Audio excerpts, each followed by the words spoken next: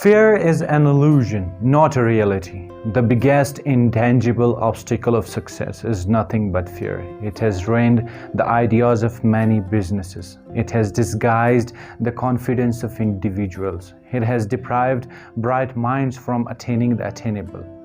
I will be discussing the top 6 causes of fear in my series of videos, but in this video I will be discussing mainly the fear of poverty and how to outwit it. But before that, don't forget to subscribe my YouTube channel and press the bell icon so that you receive the notifications of my every brand new video. Guys, fear itself is a product of indecision and doubt. Indecision changes into doubt, and the two blend and become fear. Fear abstains the brain from creativity. It struggles to create its physical equivalence. It takes away individuals from healthiness. It reduces the desire of exploring the new places. Fear is nothing but a state of mind. We should not be deceived by the habit of fear and its types. Sometimes they remain hidden in the subconscious mind, where they are difficult to locate and still more difficult to eliminate. In life, everyone encounters 6 basic fears, with some combination of which every human suffers at one time or another. Most people are fortunate if they do not suffer from the entire 6.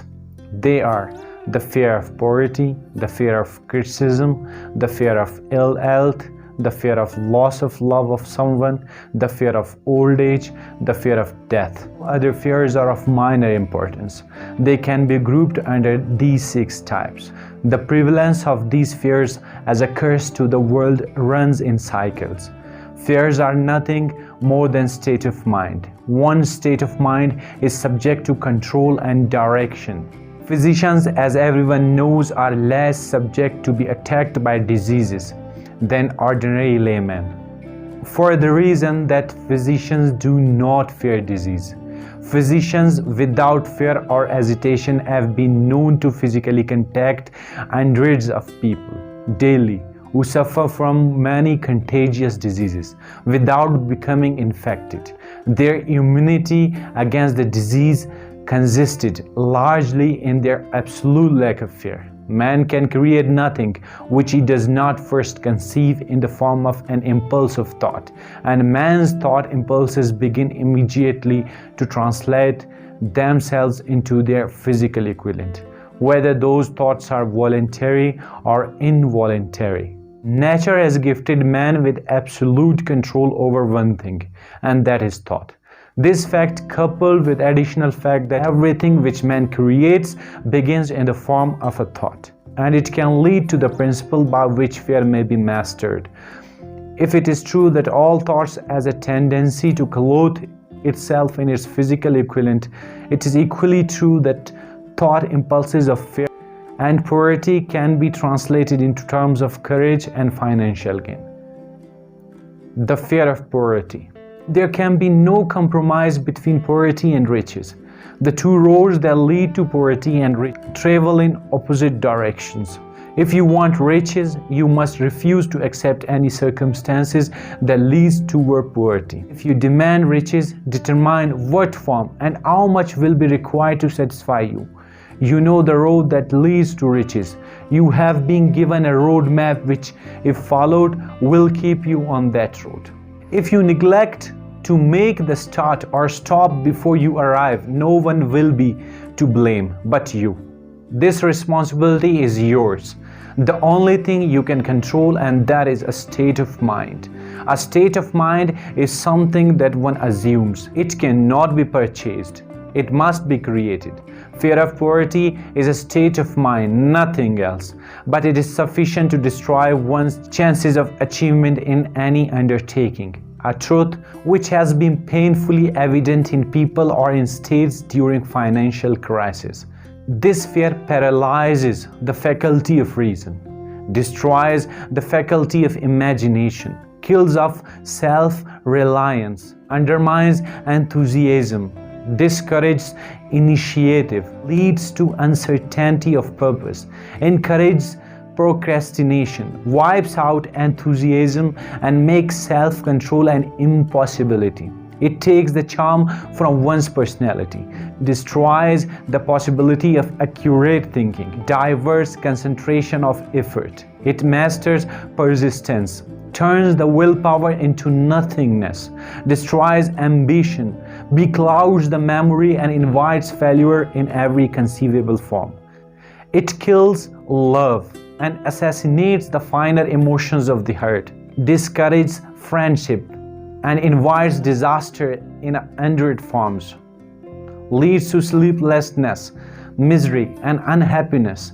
And all this despite the obvious truth that we live in a world of overabundance of everything the earth could desire, with nothing standing between us and our desires, accepting lack of a definite purpose. The fear of poverty is without doubt the most destructive of 6 basic fears. It has been placed at the head of the list because it is the most difficult to master. Considerable courage is required to tell the truth about the origin of this fear, and still greater courage to accept the truth after it has been told. The fear of poverty grew out of man's inherited tendency to prey upon his fellow man economically. Nearly all animals lower than man are motivated by instinct, but their capacity to think is limited.